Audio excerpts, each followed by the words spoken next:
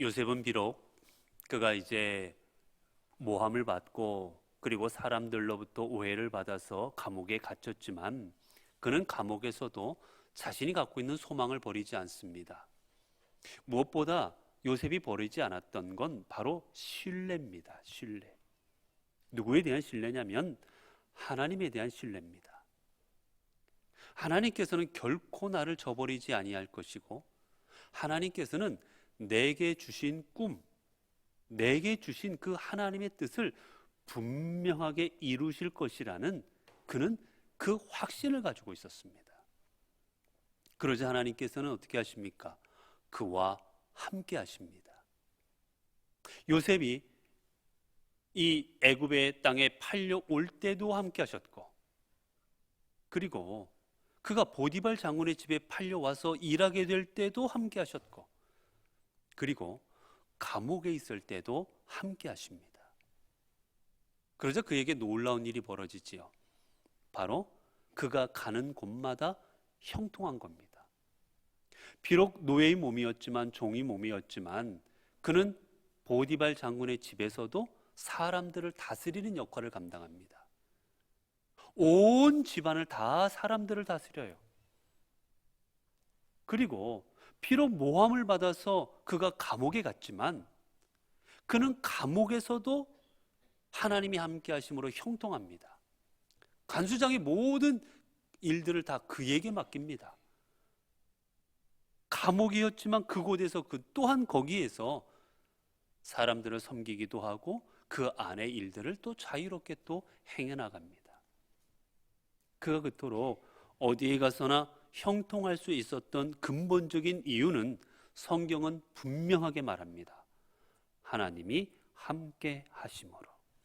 하나님이 함께하는 사람이 형통한 거예요. 이제 그곳에 2명의 관원들이 들어옵니다. 고위관직이에요. 술 맡은 관원과 그리고 떡 맡은 관원입니다.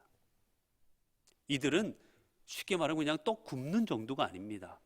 떡 굽는 관원이라는 것은 이 바로가 먹는 떡 음식을 총괄하는 사람이에요. 예전에는 임금이 드시는 그 음식을 총괄한다는 건 가장 측근입니다. 여러분 그렇잖아요. 내가 안 죽으려면, 예전엔 독살이 많았는데 독살 안 당하려면 누구한테 내 가장 소중한 음식을 만드는 일을 맡기겠습니까? 믿을 만한 사람한테 맡기지요. 어떻게 못 믿을 만한 사람한테 맡기겠어요? 뭘 집어넣을 줄 어떻게 알고. 그러니 술 맡았다 그리고 떡 맡았다는 건 가장 측근입니다. 측근 중에 측근들이었던 거예요. 고위 관리들, 고위 관직입니다. 근데 이들이 무엇인가를 잘못해서 이제 이들이 감옥에 들어오게 되지요. 그리고 감옥에 들어왔는데 이제 그들이 꿈을 꾸고, 그리고 그 꿈을 해석하지 못해서 어찌할 바를 몰라 할 때 이제 요셉이 그 꿈을 해석해 줍니다. 결국 떡 맡은 관원은 그의 해석대로 목이 달려서 죽게 되었고, 그리고 술 맡은 관원은 그의 해석대로 풀려나서 왕을 섬기게 됩니다. 이렇게 되었을 때 이들이 나가게 되기 전에 이들의 꿈을 해석해 줄 때 사실은 요셉이 이들에게 부탁한 게 있었어요. 어디입니까? 그 14절, 우리가 40장 14절을 보면 그가 부탁하지요. 당신이 잘 되시거든 나를 생각하고 내게 은혜를 베풀어서 내 사정을 바로에게 하래요. 이 집에서 나를 건져 주소서. 술 맡은 관원에게 말합니다. 당신은 분명히 풀려날 겁니다. 근데 풀려나면 나 좀 기억해서, 내가 모함을 받아서 여기 와 있습니다. 난 정말 잘못한 게 없는데 여기 와 있으니 나를 기억해줘서 내가 여기서부터 풀려날 수 있도록 좀 도와주십시오라고 이야기를 해요. 여러분 그때 술 맡은 관원이 뭐라고 말했을까요? 예스 오아 노 뭐라고 했을까요? 예스 했겠죠. 그래 나가기만 해봐라. 내가 네가 내가 해석해서 내가 나갔는데 어떻게 내가 너를 잊겠느냐. 절대로 너를 못 잊는다. 화장실 갈 때 마음이었죠. 그렇죠? 못 잊어요. 화장실 갈 때는. 그런데 어떻게 되었습니까? 정말 풀려나요. 그러자 어떻게 돼요? 23절입니다. 40장 입장 보면 22절부터 보면 떡 굽는 관원장은 매달리니 요셉이 그들에게 해석한 것 같이 되었으나 술 맡은 관원장이 요셉을 기억하지 못하고 그를 잊었더라. 그대로 됐습니다. 근데 문제는 어떻게 됐어요? 술 맡은 관원장은 나가자마자 잊어버립니다. 화장실 갔다 오고 나니까 생각이 안 나는 거예요. 까맣게 잊고 있습니다. 자, 술 맡은 관원장은 잊어버렸어요. 그런데 그 부탁을 한 요셉은 잊었을까요? 안 잊었을까요? 못 잊습니다. 왜요? 언제나 이 술 맡은 관원장이 내가 한 부탁을 기억하고 나를 꺼내줄까 하루하루를 매일매일 기다렸을 겁니다. 그렇지 않겠어요? 분명히 나갔어요. 분명히 나를 꼬집어내 주겠다고, 내 억울함을 풀어주겠다고 감옥에 나가면서 분명히 약속했습니다. 그러니 오늘일까 내일일까 모레일까 하루하루를 목이 빠지게 학수고대하며 기다렸을 겁니다. 얼마나 간절한 마음으로 기다렸겠어요. 그런데 하루가 지나고 이틀이 지나고 얼마나 지나갑니까? 자, 오늘 1절입니다. 만 2년 후에 바로가 꿈을 꾼즉. 자, 얼마나 시간이 지나갔어요? 만 2년입니다. 여러분, 1년이 365일이에요. 엄청난 2년의 시간이 지나갔습니다. 거의 732년 넘어가는 거예요. 하루하루가 얼마나 길었겠어요? 며칠이면 될까? 그래도 며칠은 궁에 들어가야 되고 뭐 해야 되고 바쁘겠지. 일주일 지나갑니다.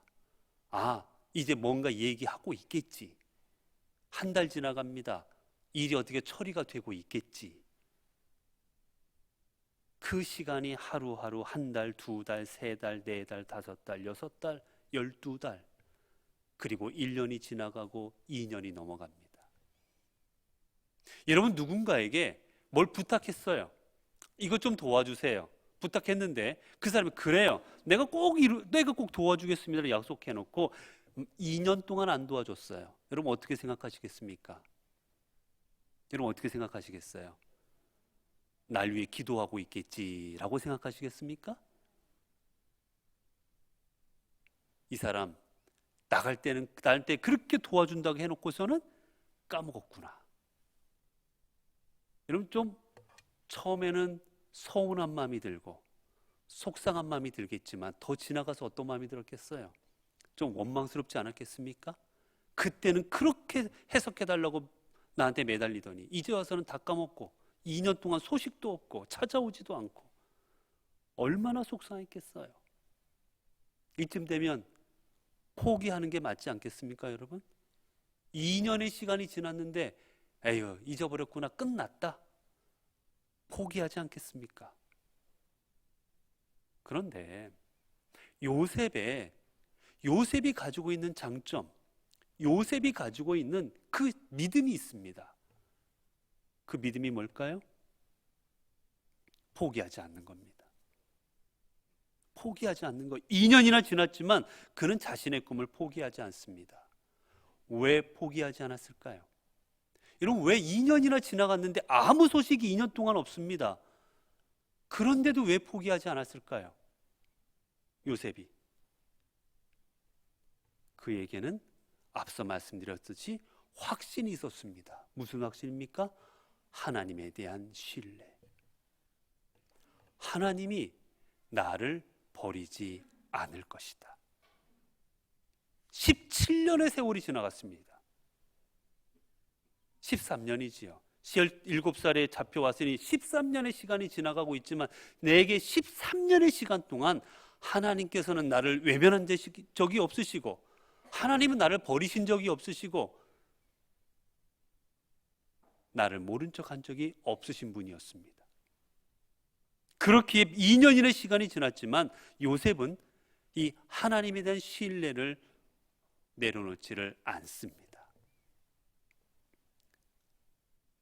여러분, 하나님께서는 당신이 우리에게 주신 약속을 절대로 잊지 아니하십니다. 사람은 잊어버려요. 사람은 얼마나 잘 있습니까? 저도 뭐 약속해놓고 잊어버릴 때가 있어요. 중요한 약속을 해놓고도 잊어버립니다. 지나가고 나면 생각날 때가 얼마나 많은지 몰라요. 그러나 하나님께서는 조그만 말 한마디라도 우리에게 주신 말씀은 절대로 잊지 아니하십니다. 그리고 다 이루십니다. 단 내가 생각한 때가 아니라 하나님께서 생각하시는 때, 그 하나님의 때란 하나님께서 바라보시기에 가장 적합하고 가장 합당한 그 때에 우리에게 이루어 주시는 겁니다. 여러분, 우리는 애들과 같은 믿음을 가질 때가 많아요. 애들이 어떻습니까? 아이스크림 사줄게 하면 언제 사줘야 돼요? 지금? 당장입니다. 펄펄 뛰어요. 아이스크림 내놓으라고. 지금 사달라는 겁니다. 내일 먹자. 지금은 늦었고 지금은 뭐 사정이 있으니까 이따가 먹자. 안 들어요. 지금 당장 내놓으라고 합니다. 지금 아니면 지구가 무너지는 줄 알아요. 그러나 부모가 보기에는 지금이 먹을 때가 아니면 더 있다가 가장 아이에게 좋을 때 가장 좋은 것으로 주지 않겠습니까? 그러나 그걸 모르는 아이는 때를 써요. 오늘 우리도 그렇습니다. 하나님께서는 가장 적합한 때 주셔요. 그런데 우리는 내 생각에 그걸 기다리지를 못합니다. 왜 하나님 일주일 지났는데 답을 안 주십니까? 왜 하나님 한 달이 지났는데 답을 안 주십니까? 약속하신 지 1년 됐지 않습니까? 하나님, 우리는 하나님한테 따지고 덤비지 기다릴 줄을 모릅니다. 그러나 요셉은 어떻게 기다릴 수 있었느냐? 확신이 있었기 때문이에요. 여러분, 아이들이 분리불안이라는 걸 가질 때가 있습니다. 부모와 떨어지는 걸 어려워할 때. 그때 부모들이 어떻게 하느냐? 애가 안 떨어지려고 하면 어떻게 하지요? 대부분 몰래 도망가 버립니다. 왜? 안 떨어지니까. 잠깐 화장실 갈게 하고 도망가 버리고, 엄마 잠깐 요 앞에 뭐 할게 그러고서 시장 갔다 와 버리고. 여러분, 그렇게 하면 어떻게 되는지 아십니까? 애는 더 못 믿어요. 거 봐라, 거 봐. 화장실 갔는데도 또 도망갔지. 애들이 안 믿습니다. 그 분리불안하는 아이들한테는 어떻게 하느냐? 말을 해주고 말을 지키는 걸 애들한테 경험하게 합니다. 엄마 잠깐만 여기 갔다 올게. 애가 애 앞에서 보여줘요. 잠깐 갔다 오는 걸.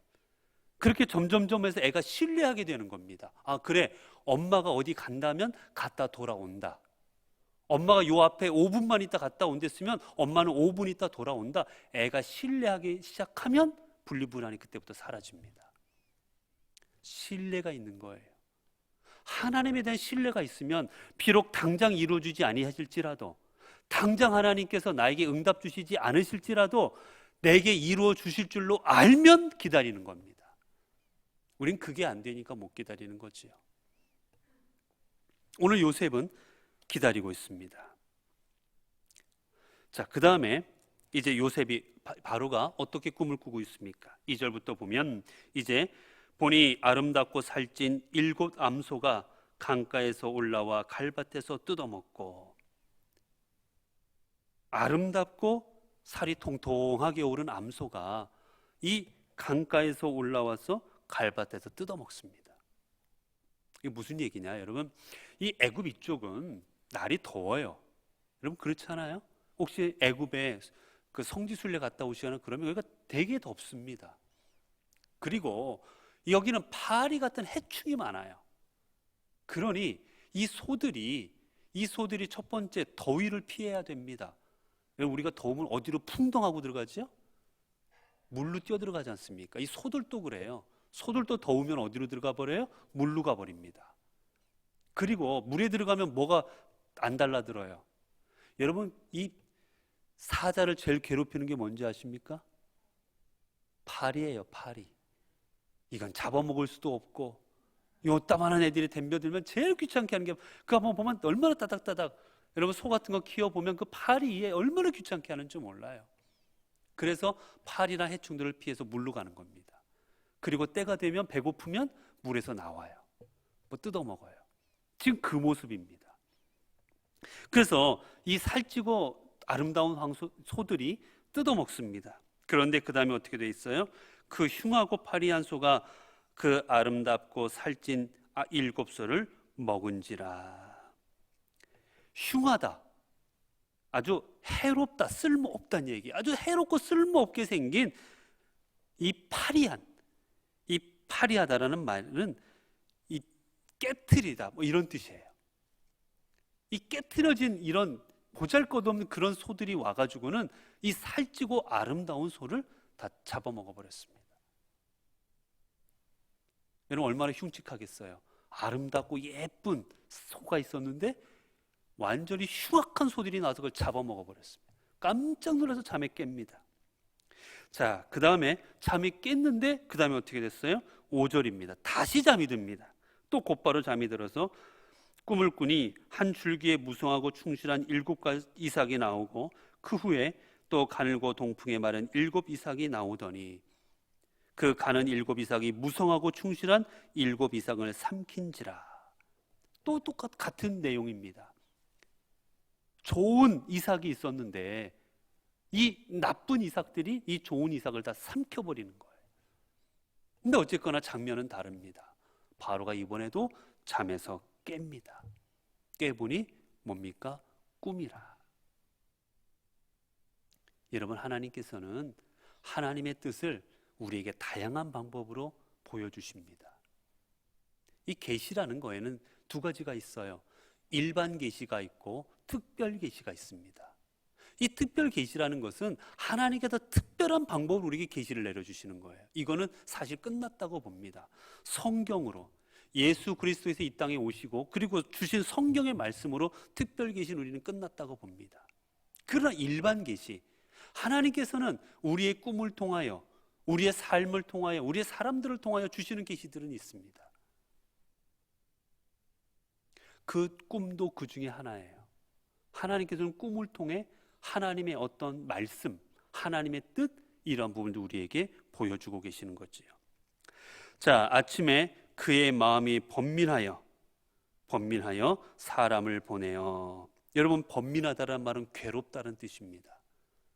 꿈이 내용이 흉측해요. 좋은 꿈이 아니었어요. 그래서 마음이 편하지 않는 겁니다. 그래서 어떻게 했어요? 사람을 보내어 애굽의 점술가와 현인들을 모두 불러 그들에게 그의 꿈을 말하였으나. 현인들, 현자입니다. 지혜가 있는 사람들이에요. 많은 지식을 알고 있는 사람들입니다. 점술가들은 별을 보고 해를 보고 달을 보고 여러 현상들을 보고 해석하는 사람들입니다. 이 사람들도 우리는 어떻게 보면 점치는 사람 정도로 생각할 수 있겠지만 이 시대의 점성가들은 되게 높은 지식을 갖고 있던 사람들이에요. 그들에게 꿈을 해석해 달라 했습니다. 원래 이 사람들이 꿈을 해석하는 사람들입니다. 그러나 어떡합니까? 그들이 그것을 바로에게 해석하는 자가 없었더라. 이 꿈을 아무도 해석해 주지를 못합니다. 여러분, 우리가 뭔가 조금만 하면 다 할 것 같습니다. 여러분, 어린아이들이 걷기 시작하면 그 다음에 어떻게 합니까? 걷기 시작하면 처음에 걸을 때는 누구 손잡고 걸어요? 엄마 아빠 손잡고 갑니다. 그런데 조금만 더 걸으면 그 다음부터 어떻게 합니까? 손 뿌리치고 지 혼자 뜁니다. 자기 혼자 갈 수 있다고 생각해요. 그러다가 결국 어떻게 됩니까? 넘어져요. 온 다 까먹는 거예요. 손 까먹고 발 까먹고 울고 피나고. 우리가 그렇습니다. 조금만 할 줄 알면 내가 다 할 수 있다고 생각해요. 인간이 달나라 가고 나면 온 우주를 알 수 있다고 생각합니다. 달나라 가보니 하나님 신이 없더라라고 말하는 거예요. 우주에 가봤는데 하나님이 안 보이시더라 말하는 겁니다. 조금 알면 다 안다고 생각해요. 그러나 우리가 알 수 있는 것, 우리가 할 수 있는 것, 인간의 능력은 여러분 너무나도 조금밖에 되지 않는 겁니다. 여러분, 이번에 코로나 사태를 우리가 2년여 경험하면서 얼마나 절실히 깨닫습니까? 과학의 문명이 얼마나 발달했어요. 여러분, 우리의 과학이 얼마나 많이 옛날보다 발전했습니까? 그럼에도 불구하고 이 바이러스 하나로 인해서 온 세계가 팬데믹 다 멈춰버리잖아요. 이 해결을 하지 못하고 2년을 끌어오고 있습니다. 인간의 힘은 무한한 것도 같지만 하나님 앞에서 보면 아무것도 아닌 겁니다. 우리의 지식 하나님 앞에서 보면 요만큼도 되지 아니하고, 우리의 능력 하나님 앞에서 보면 요만큼도 우리의 능력이 되지도 않는 거예요. 세상적 지식과 세상의 힘으로도 해결할 수 없는 일이 우리에게는 너무나도 많이 있는 겁니다. 그래서 우리는 하나님을 의지할 줄 알아야 됩니다. 여러분, 그래서 이사야 55장 8절에서 9절에 보면 하나님 우리에게 이렇게 말씀하십니다. 이사야 한번 보겠습니다. 55장 8절에서 9절 말씀, 8절에서 9절 말씀 1037면인데 이사야 55장 8절 7절 말씀을 제가 여러분에게 읽어드립니다. 찾으셨으면 눈으로 함께 보시고 제가 읽어드리겠습니다. 이사야 55장 8절 9절입니다. 이는 내 생각이 너희의 생각과 다르며 내 길은 너희의 길과 다름이니라. 여호와의 말씀이니라. 이는 하늘이 땅보다 높음 같이 내 길은 너희의 길보다 높으며 내 생각은 너희의 생각보다 높음이니라. 조금 안다고 하나님을 아는 거 아닙니다. 조금 능력이 있다고 내가 행할 수 있는 것 별거 없습니다, 여러분. 자, 이제 이 바로의 꿈을 아무도 해석하지 못합니다. 자, 9절입니다. 이때 이제 술 맡은 관원장이 바로에게 말하여 이르되 내가 오늘 내 죄를 기억하나이다. 이제 기억이 났습니다. 얼마 지나서요? 2년이나 지나서 이제 기억났습니다. 바로께서 종들에게 노하사 나와 떡 굽는 관원장을 친히 대장의 집에 가두셨을 때 바로가 이 둘한테 지금 술 맡은 관원장한테 노했을 때가 있었다는 거예요. 여러분, 노하다라는 말은요, 이게 뭐냐? 불같이 화를 내는 거예요.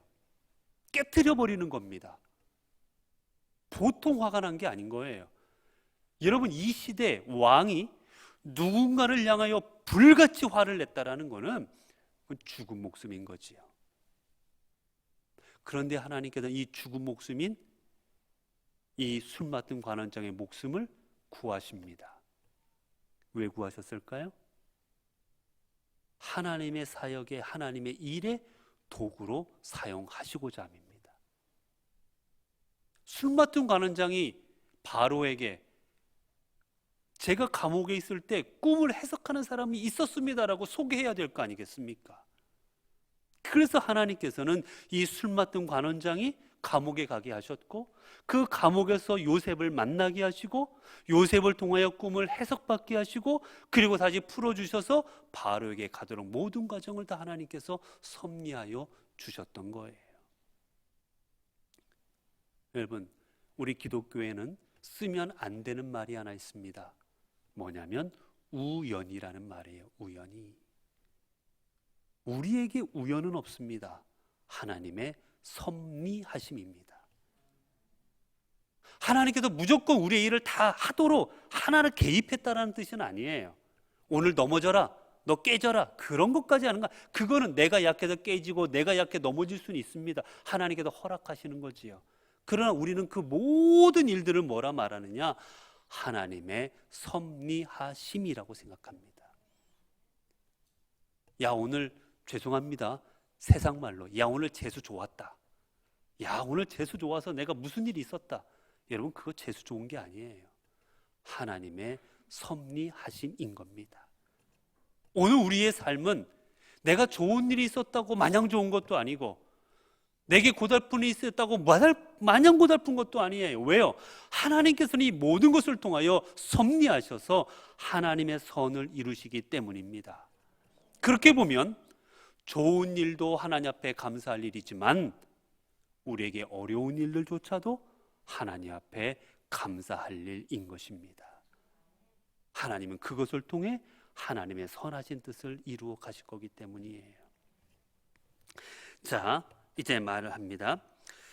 자, 그곳에 친위 대장의 종된 히브리 청년이 우리와 함께 있기로 우리가 그에게 말하매 그가 우리의 꿈을 풀 때 그 꿈대로 각 사람에게 해석하더니 그 해석한 대로 되어 나는 복직하고 그는 매달렸나이다.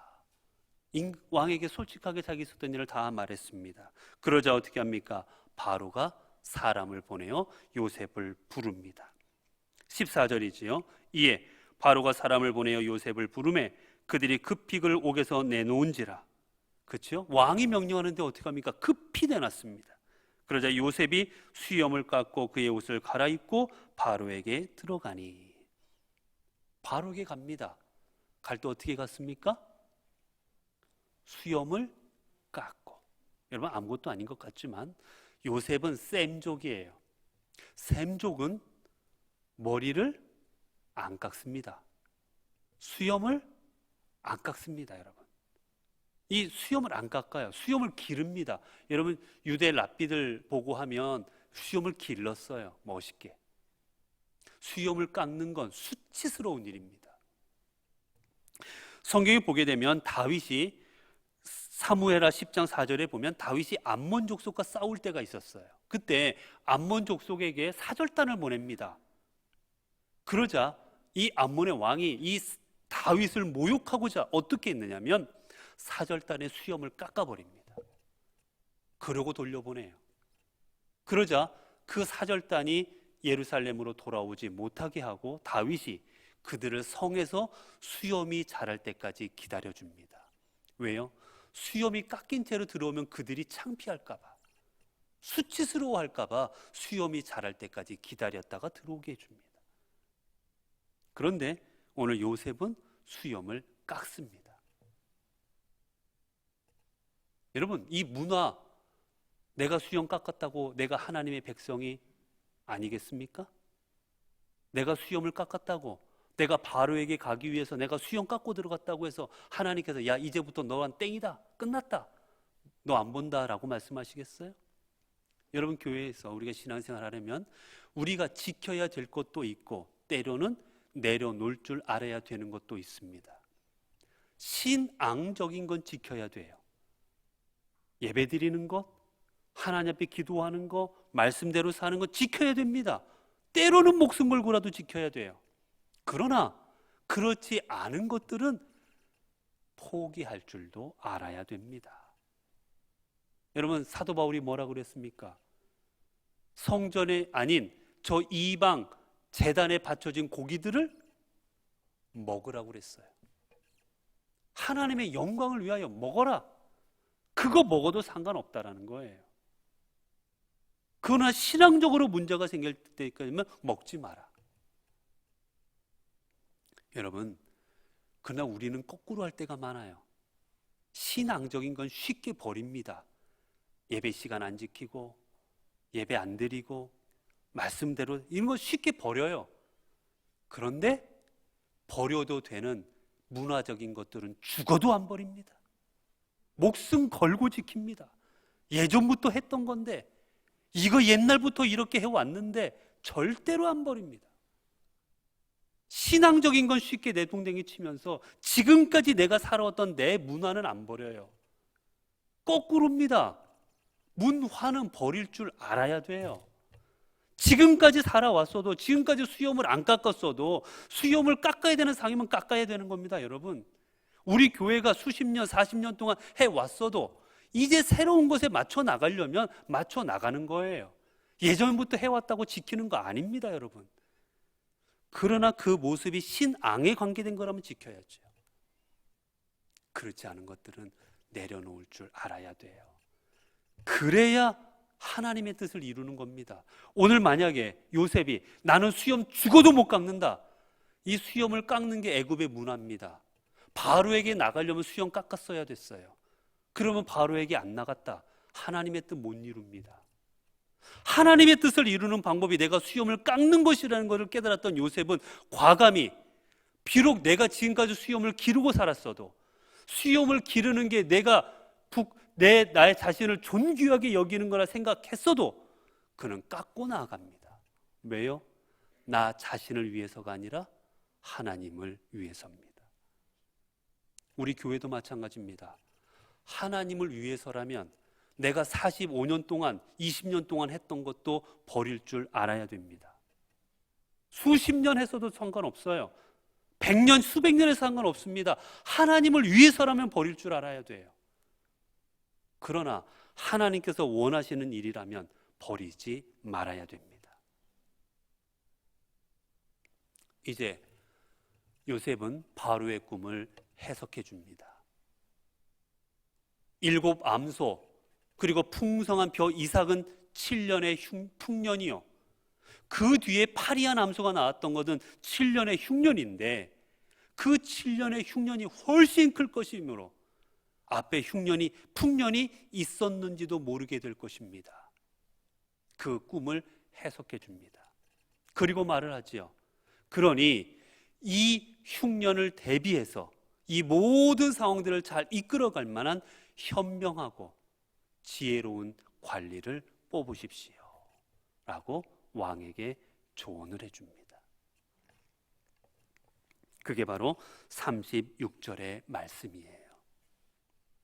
사랑하는 성도 여러분, 기억하십시오. 하나님은 어떤 일이 있어도 하나님의 뜻을 이루는 분이십니다. 그렇기에 내가 지금 비록 힘들어도, 내가 지금 고난 중에 있어도, 내가 지금 일어나지 못할 것 같아도 아니요, 그 순간입니다. 하나님은 언젠가 나를 일으키셔서 분명 하나님의 뜻을 우리에게 이루어 주십니다. 이 믿음 가지고 하나님께서 이루실 줄로 믿고, 하나님께서 세우실 줄로 믿고, 하나님께서 역사하실 줄로 믿고, 그 날을 위해, 그 때를 위해 오늘 또 하나님의 삶을 감당하기 위하여 준비하는 삶으로, 여러분 한 사람 한 분을 훈련시키는 삶으로 살아가실 때 하나님 여러분을 이 시대의 요셉으로 사용하여 주실 것입니다. 기도하겠습니다. 은혜로우신 하나님 감사합니다. 오늘도 주 앞에 부르셔서 오늘도 하나님의 말씀을 통하여 저희들이 주님 앞에 하나님을 신뢰하는 삶을 살아가야 됨을 깨닫게 하시니 감사합니다. 하나님, 우리는 조금만 힘들어도, 조금만 어려운 일이 있어도, 아니 내 뜻대로 되지 아니하면 하나님을 원망하고 불평하고 하나님께서 이루어 주시지 아니한다 낙심하고 좌절할 때가 많습니다. 하나님, 그러나 요셉처럼 비록 내가 이렇게 노예로 살아가는 게 13년의 세월이라 할지라도 하나님께서는 분명히 하나님의 뜻을 이루실 줄로 믿고 그 세월들을 이겨내는 이 시대의 요셉이 되게 하옵소서. 그래, 우리 한 사람 한 사람을 통하여 우리의 가정이 형통하고 우리의 교회가 형통하고 이 사회를 형통케 하는 하나님의 사람들 되게 하옵소서. 우리 주 예수 그리스도의 이름으로 기도드리옵나이다. 아멘.